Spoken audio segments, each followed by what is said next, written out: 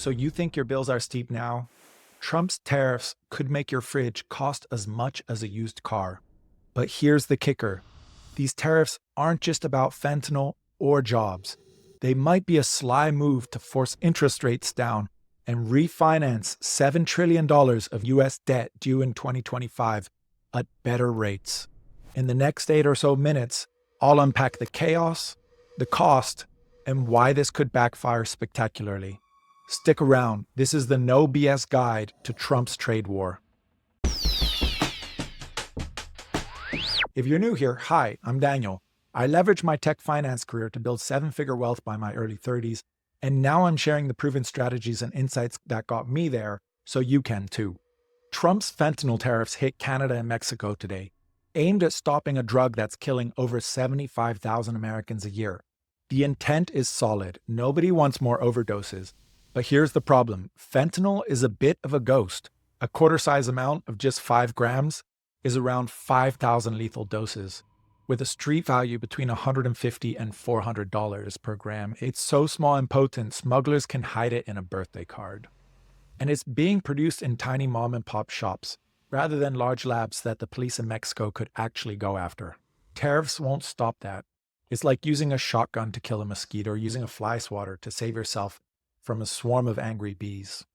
And markets get it. They're already down 5% sniffing out bigger trouble ahead. But today's fentanyl tariffs are really a sideshow. April's when the gloves come off. A full-on trade war with tariffs on cars, electronics, even avocados. Trump is betting that this will revive manufacturing, but it's a gamble with your money. A fridge in the 1960s, before globalization, cost around $500, which is around $4,500 in today's dollars. Global trade has pushed that underneath $1,000. Tariffs could drag us back, and for what? To chase a dream of pushing manufacturing jobs back from 8% to 20% where they were before globalization really took effect? Do they really want to make life worse for everyone to claw back that 10%? And can it even really happen with the US remaining competitive? Economists have their doubts. But here's where it gets sneaky. The US has $7 trillion in debt due this year. Lower interest rates would slash the refinancing cost. Think billions saved. Scott Bessent, the Treasury Secretary, has said that slashing the 10-year yield is one of his top priorities. Tariffs could tank the economy just enough to pressure the Fed into cutting rates and to put downward pressure on the 10-year yield to get it back to that 3% level where it hasn't been for months. It could be a chess move. Sacrifice short-term growth for long-term relief.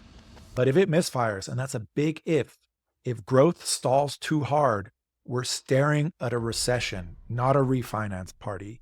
And when a recession starts, you never know where it will end. Trump sees trade like a bar fight.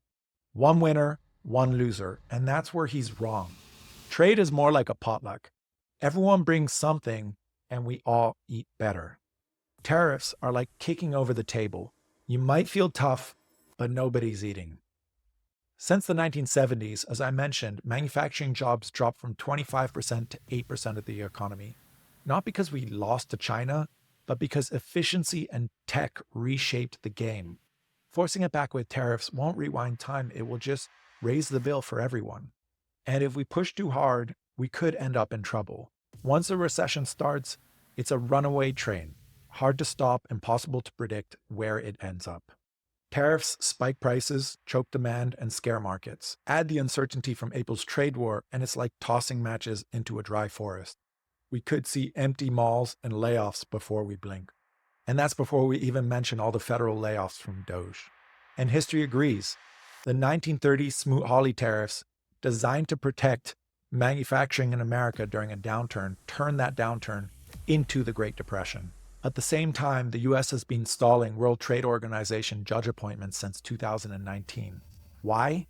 Control. The WTO is the global trade referee. Fair, but slow. The first Trump administration, then the Biden administration, and again the Trump administration want to call the shots without a whistleblower. It's a power grab. Sideline the rules and flex the muscles. But without a referee, trade disputes quickly fester into wars. Canada is already eyeing joining the EU. Others will follow. Short term, we look strong. Long term, it could be a recipe for chaos and isolation. The US used to beg for oil. Now we're the world's top energy exporter. And that really flips the script on the last 40 years of geopolitics, with the US feeling less need to kiss the global ring. But isolation can be a trap. Why? 40% of the S&P revenues come from abroad. Slam the door with tariffs, and companies like Apple, huge in China, will take a hit. Stock prices dip, your 401k feels it, and growth slows. Energy independence is great, but disengaging from a world that funds our biggest firms, that's cutting off your nose to spite your face.